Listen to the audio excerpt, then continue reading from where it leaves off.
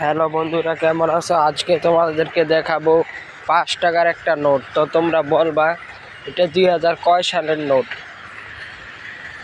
এই নোটটা সবাই চিনো।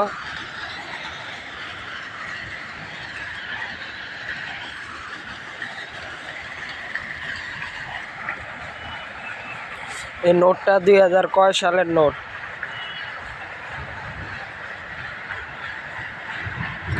সবাই কমেন্টে জানাবা, সবাই কমেন্ট করবা, কমেন্ট।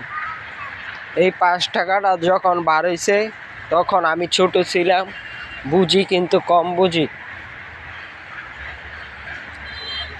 তখন আমার বয়স ছিল